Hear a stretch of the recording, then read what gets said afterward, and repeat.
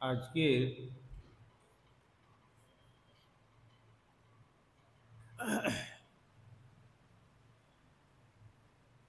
শ্রী হরিবাসর তিথি।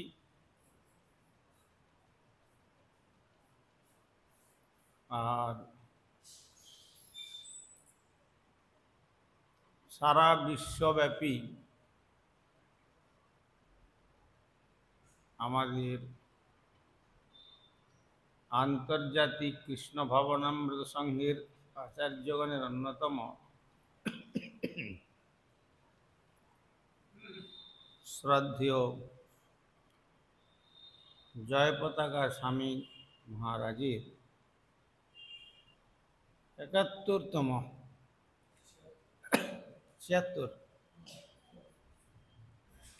৭৬তম আবির্ভাব ব্যাস পূজা অনুষ্ঠান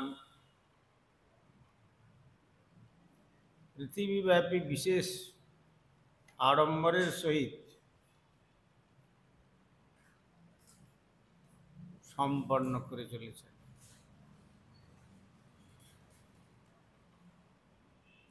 কেননা মানবের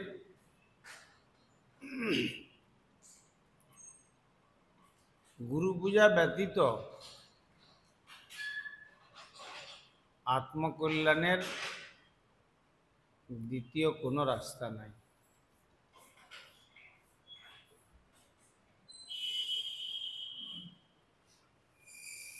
গুরুদেবের কৃপাভাজন ব্যক্তি ছাড়া পারমার্থিক দরজার দ্বার অবরুদ্ধ থাকবে। সে যিনি জগতের যত বড়ই ব্যক্তি হন না কেন, পারমার্থিক অগ্রগতি হবে না। অর্থাৎ পুনরপি জননম পুনরপি মরণম পুনরপি জননী জঠরে শয়নম,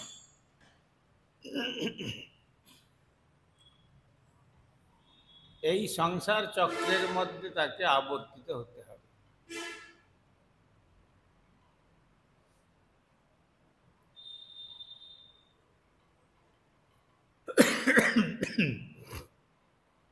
এই সংসার চক্রের থেকে আমাদের উদ্ধার হওয়ার একমাত্র পন্থাই হচ্ছে সম্প্রদায়ভুক্ত হয়ে মহান আচার্যের সেবার আনুগত্যে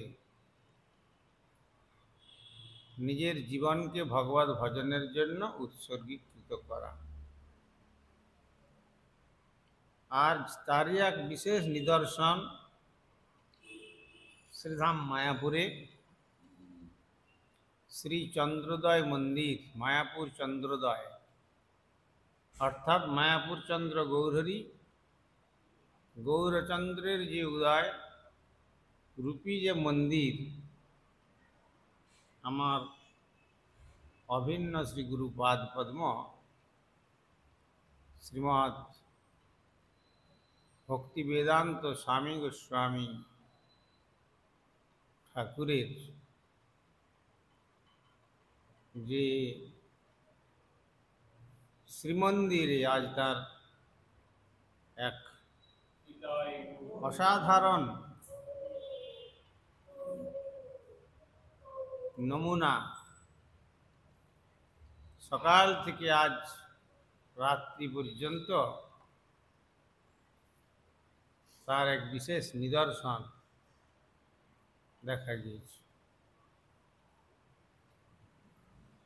কেননা যে বৈষ্ণব পূজিলে অচিন্ত কৃষ্ণ পাই, সেই বৈষ্ণব পূজা হইতে বড় আর নাই।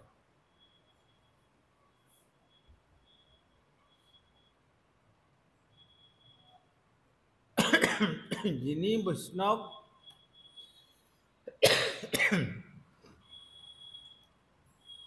তিনি গুরু, তিনি আচার্য, একই তত্ত্ব। যে অচিন্তনীয় বস্তু যে ভগবান তাকে লাভ করবার একমাত্র উপায় হচ্ছেন যে সেই শ্রী গুরু পূজা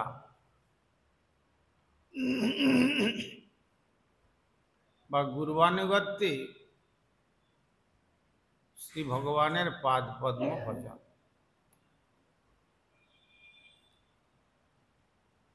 শ্রী ভগবান নিজ মুখে তিনি ঘোষণা করেছেন, নাহম বিদ্যা প্রজাতিভ্যাং তোপসোপশমে নবা তুষ্যেয়ং সর্বভূতাত্মা গুরু শুশ্রূষয়া যথা।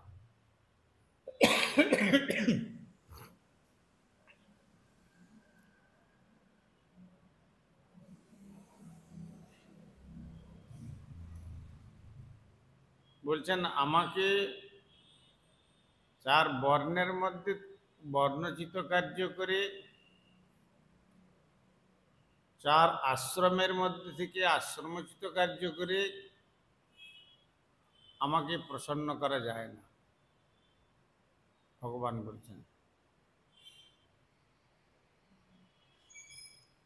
অন্য কোনো তপস্যা, কোনো উপাসনার দ্বারা নয়,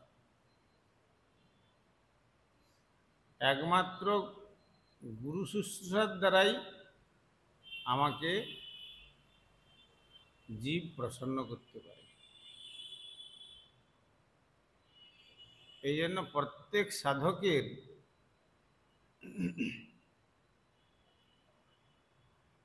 চিন্তাধারা রাখা উচিত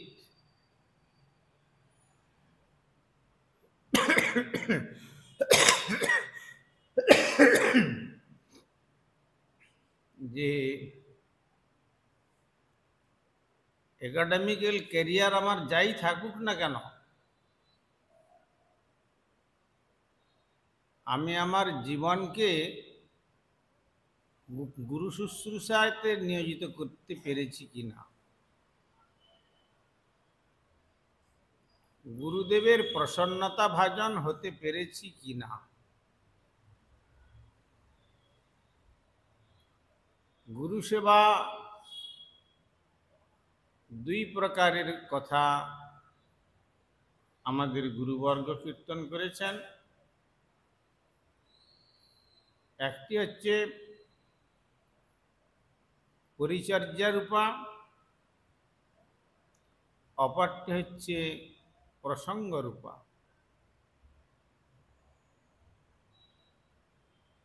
প্রসঙ্গটি হচ্ছে কি, গুরুদেবের আদেশ নির্দেশ অক্ষরে অক্ষরে কোনো রকম সন্দেহ না রেখে প্রতিপালন করা, আর পরিচর্যার রূপা সেবাটি হল তার দৈহিক সুখ স্বাচ্ছন্দ্যের দিকে দৃষ্টি রেখে সেবক সেবা করবেন।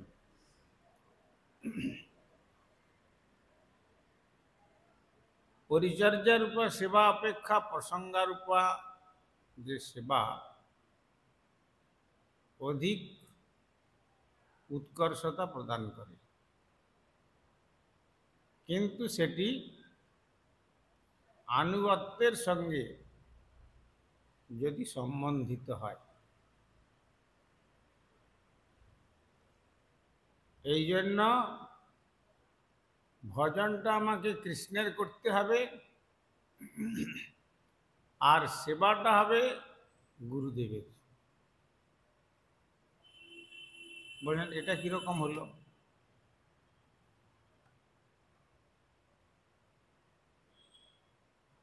আমি ভজন করব কৃষ্ণের আর সেবা করব গুরুদেবের। এইখানটাতেই হচ্ছে যত ভজনের নিগুড় রহস্য। তাতে কৃষ্ণ ভজে করে গুরুর সেবন, তার পক্ষেই মায়াজাল ছুটে পায় শ্রীকৃষ্ণ চরণ। কৃষ্ণ ভজন করছে, সেবাটা হবে গুরু সেবা। তখন গুরু সেবার বৃত্তি যখন উত্তরোত্তর সাধকের বর্ধিত হবে, তখন কি হবে না, শ্রী ভগবানের যে অবিদ্যারূপী প্রকৃতি, সেই প্রকৃতি সুন্দরী তার সম্মুখে গিয়ে আর যবনিকা ফেলে রাখতে পারবেন না। তিনি তখন তার যবনিকা তুলে নিজে নিজে অপসারিতা হয়ে যাবেন, মায়াজাল ছুটে আর পায় শ্রীকৃষ্ণ চরণ।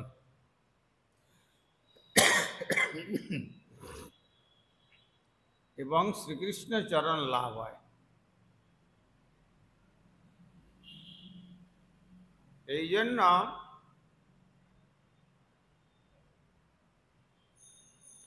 গুরু সেবা বা গুরু পূজা বা গুরুদেবের আরাধনা বা গুরুদেবের কৃপা প্রাপ্ত হওয়াটা অল্প ভাগ্য হয় না।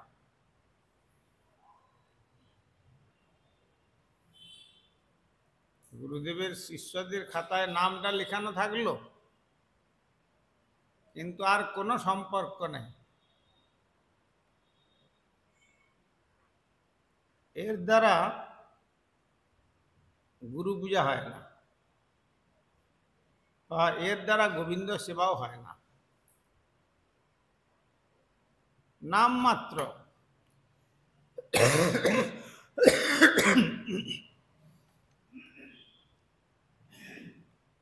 এই যে আমরা বৃন্দাবন পরিক্রমায় গিয়েছিলাম, কিছু সেবক গিয়েছিল, তাদেরকে দেখাই যায়নি।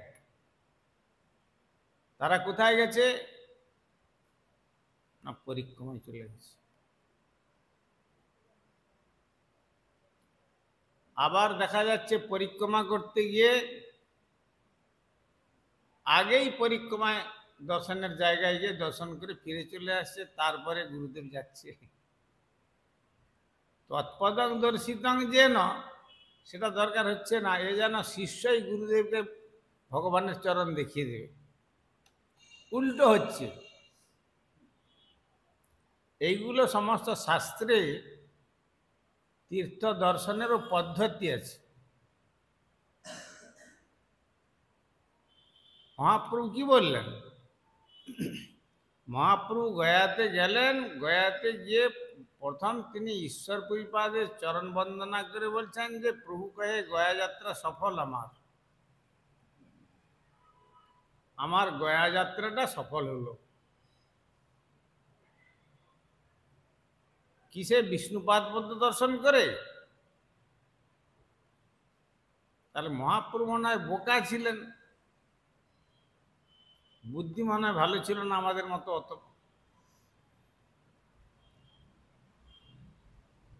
কিন্তু মহাপ্রভু আগে বিষ্ণুপাদ পদ্ম দর্শন করেননি। তিনি আগে শ্রী গুরুপাদ পদ্মে দর্শন করে বললেন যে, আমার গয়া যাত্রাটা সফল হয়েছে। কেন না, যতক্ষণে দেখিলাম চরণ তোমার। এই যে গয়াতে আসলাম এত পরিশ্রম করে, আসার পরে যে তোমাকে যখন দেখতে পেলাম, তোমার চরণ যুগল, তখন আমার গয়া যাত্রা সার্থক হলো। কেন না, তীর্থে পিণ্ড দিলে সে নিস্তরে পিতৃগণ, সেও যারে পিণ্ড দেয় তরে সেই জন। তীর্থে পিণ্ড দিলে কি হয়? পিতৃপুরুষগণ তারা বন্ধন থেকে মুক্ত হয়, মায়ার বন্ধন থেকে মুক্তি লাভ করে। আর সেও যারে পিণ্ড দেয় তরে সেই জন। সেই তীর্থ আবার পিণ্ডদান করেন নিজে উদ্ধারের জন্য। কথাটা বুঝতে হবে।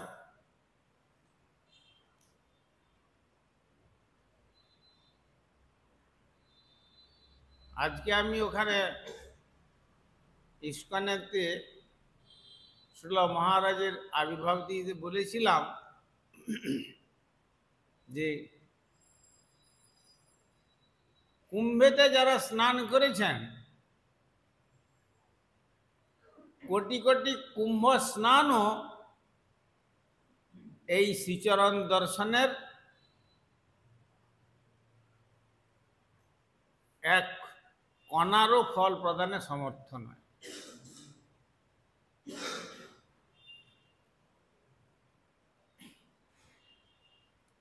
কেন? কুম্ভেতে মানুষ পাপ করেছে, পাপ নির্মুক্ত হওয়ার জন্য যান। কুম্ভে স্নান করে একটা মানুষ ভক্ত হয়েছে, ভগবানের আরাধনা করেছে, না তাদের আহারের কোনো পরিবর্তন করে প্রসাদভোজী হয়েছে, না ভগবানকে আরাধনা করবার জন্য ভগবানের আসন পেতেছে। এই 60 কোটি মানুষ গিয়েও একটা মানুষও পরিবর্তন ঘটে নাই। আর অধি কিন্তু নিজেদের কৃত পাপগুলো সেইখানে রেখে এসছে। রেখে আসাতে সেই যে প্রয়াগরাজ পাপ ভারে টলমল টলমল করছে।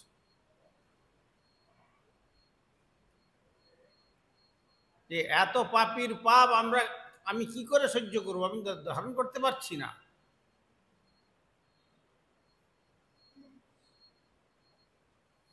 তো সেও যারা পিণ্ড দেয়, সেই তীর্থ তখন পিণ্ড দেওয়ার জন্য প্রস্তুত হন, নিজেকে উদ্ধার হওয়ার জন্য।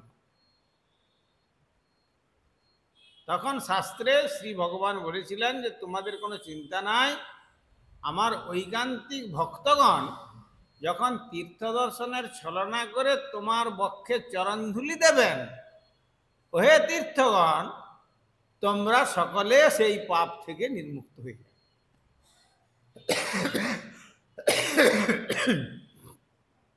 সেইটাই হচ্ছে তীর্থ পিণ্ড দেন। তীর্থ নিজেকে উদ্ধার করবার জন্য এইটা মনে মনে আকাঙ্ক্ষা করেন।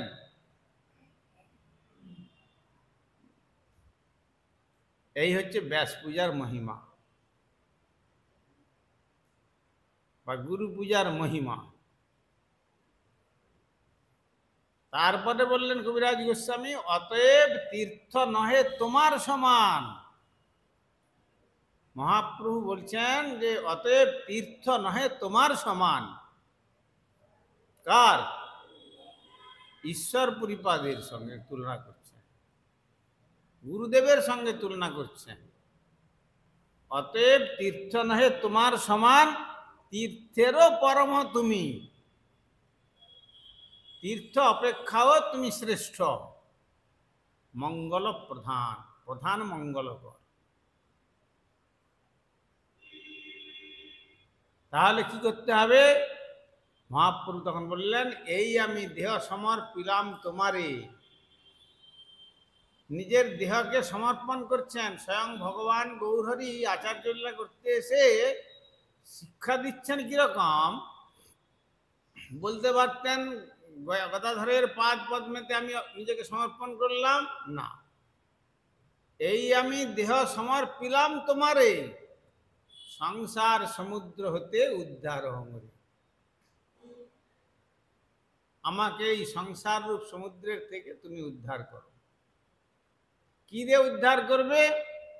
শ্রীকৃষ্ণ পাদ পদ্মের অমৃত রসপান আমারে করাহ তুমি এই চাহিদান। শ্রীকৃষ্ণ পাদ পদ্মের অমৃত রসপান আমারে করাহ তুমি এই চাহিদান। এইটাই আমি চাইছি। তোমার কাছে আমি আত্মসমর্পণ করলাম। শ্রীকৃষ্ণপাদ পদ্মের যে অমৃত, যে রস, সেটা তুমি আমাকে পান করার ব্যবস্থা করো। আমি এইটুকুই প্রার্থনা করি।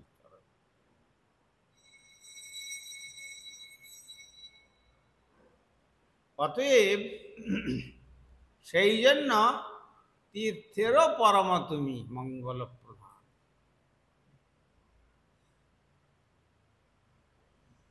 এইটি হচ্ছে প্রত্যেক সাধককে বা প্রত্যেক সাধিকাকে এটা ভালোভাবে জানতে হবে যে গোবিন্দ সেবা আমাকে করতে হবে, কিন্তু আনুগত্যটা গ্রহণ করতে হবে গুরুদেবের। গুরু আনুগত্যে গোবিন্দ সেবা।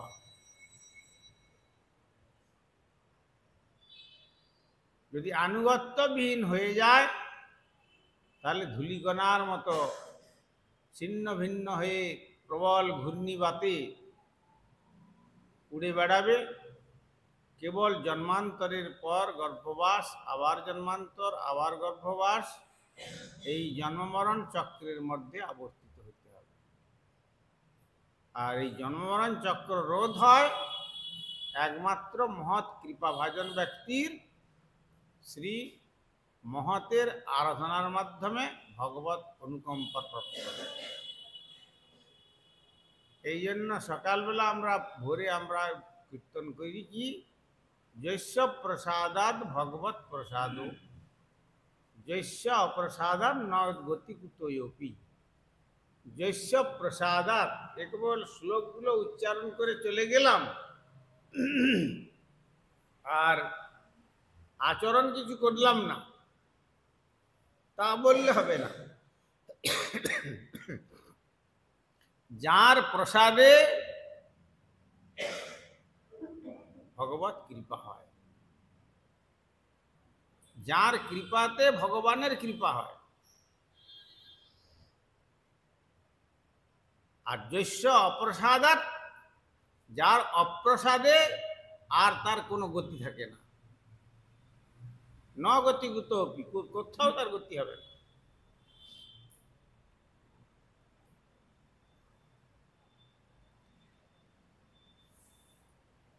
মহারাজ অম্বরীশ, তিনি রাজর্ষি, রাজা হয়েও ঋষি। আর দুর্বাসা ছিলেন ত্যাগী হয়ে ঋষি।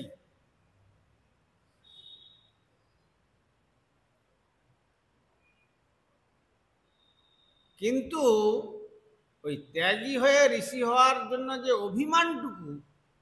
অভিমানটা বর্জন করতে না পারার দরুন তার কোথাও গতি হয়েছিল? স্বর্গে গতি হয়েছে, না সত্যলোকে ব্রহ্মার কাছে গতি হয়েছে, না কৈলাসে শিবের কাছে গতি স্থান পেয়েছে, না ভগবান বিষ্ণুর কাছে গিয়ে তার গতি হয়েছিল? হয়েছিল কি? কোথাও কোনো গতি হয়নি। যস্য অপ্রসাদাৎ ন গতিকুতোপি, যার অপ্রসাদে আর কোথাও কোনো গতি হয় না।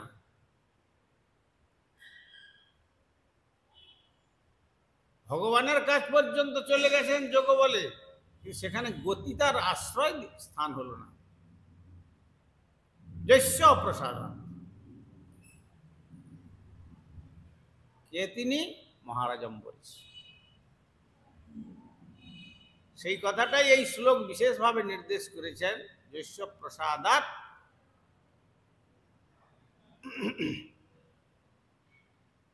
ভগবত প্রসাদ, যার কৃপাতে ভগবানের কৃপা হয়।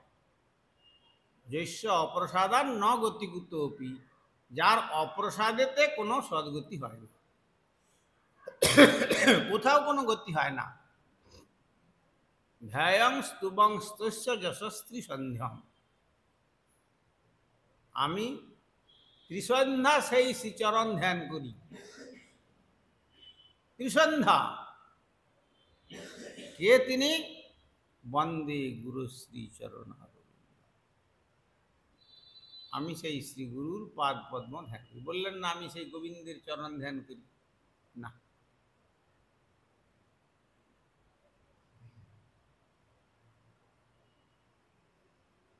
সেই জন্য শ্রী গুরুপাদ পদ্মের আরাধনার মাধ্যমে ভগবত আরাধনাটাই হচ্ছে সাধনার সাধকের একমাত্র সম্বল।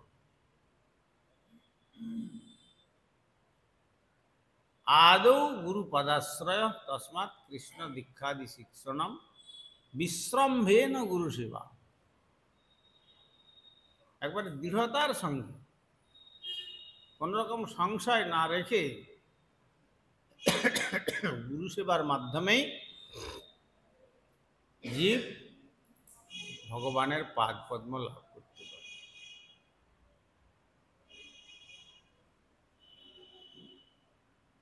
ভগবান দিতে পারেন কিন্তু দেবেন না, তিনি তার নিজেকে দেওয়ার পদ্ধতি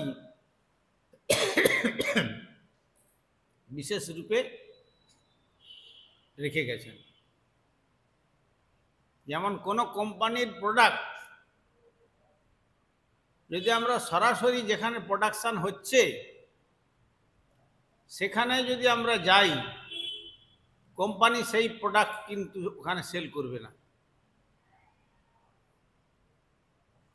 কিভাবে করবে? তার এজেন্টের মাধ্যমে।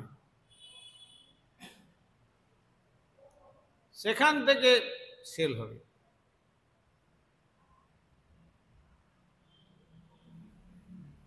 সুতরাং প্রোডাকশন কাউন্টার যেটা, সে কাউন্টার থেকে কখনো রিটেল সেল হবে না।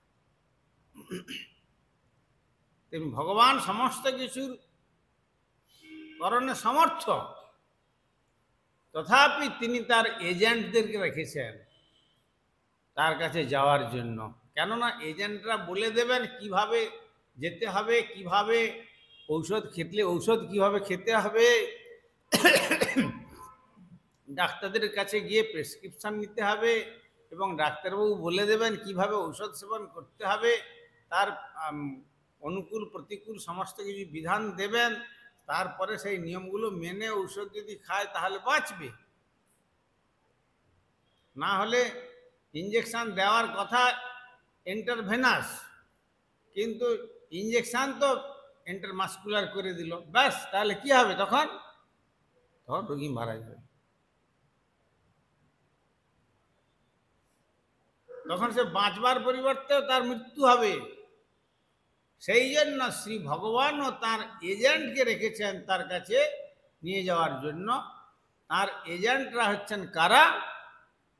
তারা হচ্ছেন মহাত্মাগণ, মহাপুরুষগণ, সদ্গুরুগণ, মহাজনগণ। মহাজনগণ হচ্ছেন তার এজেন্ট। তাদের কাছে গেলে তাদের কাছে তিনি নিয়ম বলে দেবেন, কিভাবে ভজন করতে হবে, কিভাবে সাধন করতে হবে, কিভাবে সন্ধ্যা গায়ত্রী আদি জপ করতে হবে, কিভাবে আচরণ করতে হবে, একে অপরের সঙ্গে ব্যবহার কেমন করতে হবে, এবং ত্রিসন্ধ্যা কিভাবে ভাগবত আদি অনুশীলন করতে হবে, কিভাবে ভজন প্রক্রিয়াতে অগ্রগতি নিতে হবে, এই সমস্ত কিছু গুরু বৈষ্ণব এরা সব উপদেশ দেবেন। আর কি নিয়ম প্রতিপালন করতে হবে, এই নিয়মগুলো অনুকূল, এই নিয়মগুলো প্রতিকূল, এইগুলোকে গ্রহণ করতে হবে, এগুলোকে বর্জন করতে হবে, তবে তুমি অগ্রগতির পথে যেতে পারবে, তবে তুমি সুস্থ হবে। তা না হলে ওই এন্টারভেনাসি চলে যাবে, সব কাজ শেষ হয়ে যাবে।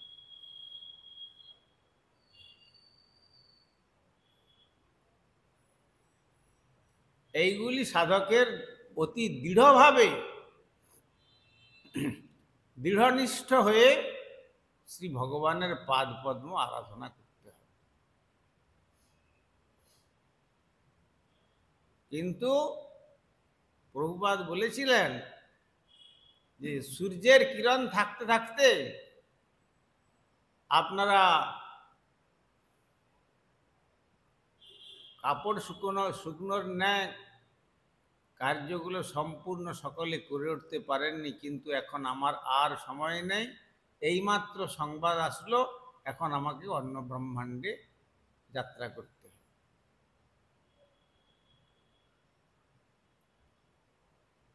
অতএব ইংরেজিতে একটা কথা আছে, make hay while the Sunshine. সূর্যের কিরণ যতক্ষণ আছে ততক্ষণ তুমি তোমার রান্নার ইন্ধন সমস্ত শুকিয়ে নাও, তাহলে তুমি বর্ষাকালেও সেই ইন্ধন দিয়ে রন্ধন করতে পারবে। কিন্তু যখন বর্ষাকাল চলে আসবে তখন তুমি আর ইন্ধন শুকনো করতে পারবে না, আর রান্নারও সুযোগ সুবিধা করতে পারবে না। আগেকার সেই বাঁশের পাইপ দিয়ে ফুঁক মেরে মেরে মেরে মেরে রান্না করতো, এখন তো গ্যাস, কিন্তু সে সুযোগ আর তখন পাবে না। এই জন্য গুরুপাদ পদ্মকে অবহেলা না করে গুরুপাদ পদ্মের প্রতি দৃঢ়নিষ্ঠ হয়ে হরিভজন করে যাওয়াটাই হচ্ছে বুদ্ধিমানের বুদ্ধিমত্তা এবং মানবের মানবত্ব বা মনুষ্যত্ব। আর তা না হলে আমরা মনুষ্যত্বের পরিবর্তে দানবত্বে প্রতিষ্ঠিত হয়ে জীবনকে নষ্ট করে ফেলি। মঞ্চা কল্পতরুভ্যশ্চ কৃপা সিন্ধুভ্যেব চ পতিতানাং পাবনেভ্যো বৈষ্ণবেভ্যো নমঃ। হরিহরয় নম কৃষ্ণ যাদবায় নম হরিহরয়ে নম যাদবায় মাধবায় কেশবায় নম যাদবায় গোপাল গোবিন্দ রাম শ্রী মধুসূদন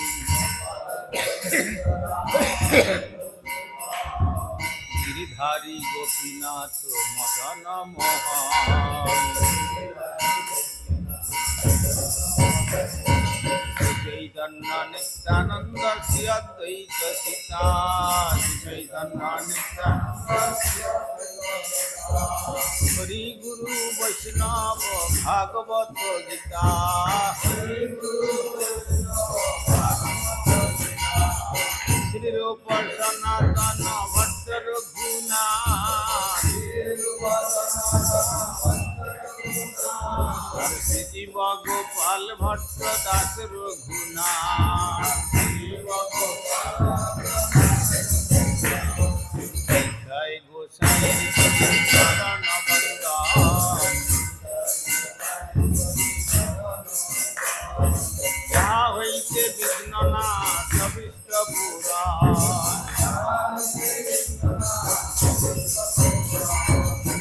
জয় গোসাই যার পিতার দাস সবার পদ রেণু পঞ্চগ্রাস তাদের চরণ সেবী ভক্ত শুনেবার মার জন্মে জন্মে হয় অভিলাষ এই জয় গোসাই যাবে ব্রজ কইলাবার রাধা কৃষ্ণ নিত্য লীলা করিলা প্রকাশ আনন্দে বল হরি ভজ বৃন্দাবন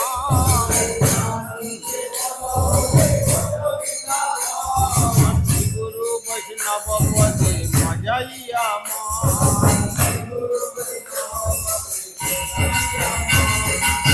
গুরু বৈষ্ণব পাদ পদ্ম করিয়া হরিনাম সংকীর্তন কহে নরোত্তম দাস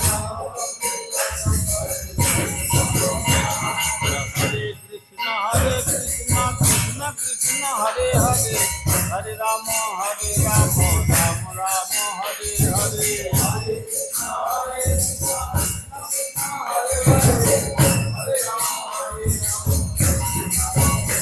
জয় গুরু হরি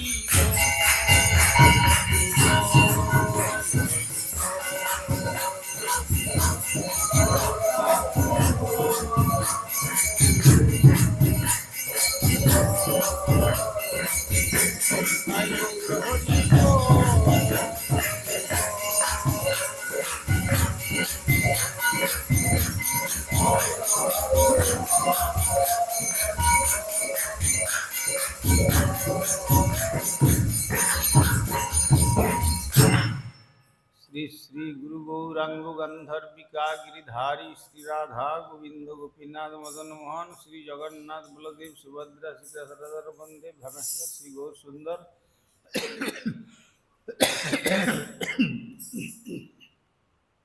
श्री जगन्नाथ देव श्री गिरिराज महाराज श्री राधा दामोदर जीव शुभ संवंतराय श्रीमद भागवतम तथा संध्याकालीन भागवत अधिवेशन महामहोत्सव की जय। परमाराध्य श्री गुरुपाद पद्मं विष्णुपाद परिव्राजकाचार्य वचितदंडी स्वामी श्री श्रीमद भक्ति कुमुद संत गोस्वामी ठाकुर की जय। जगत गुरु श्रील प्रभुपाद भक्ति सिद्धांत सरस्वती गोस्वामी ठाकुर की जय। सपार्षद सचिनंदन श्री गौर सुंदर की जय। सपार्षद श्रील प्रभुपाद की जय। श्री रूपानुग गुरुवर्ग की जय। ग्रंथराज श्रीमद भागवतम की जय। तुलसी महारानी की जय। श्री हरिनाम संकीर्तन महोत्सव की जय। श्री श्रीनिताई गौर प्रेमानंदे।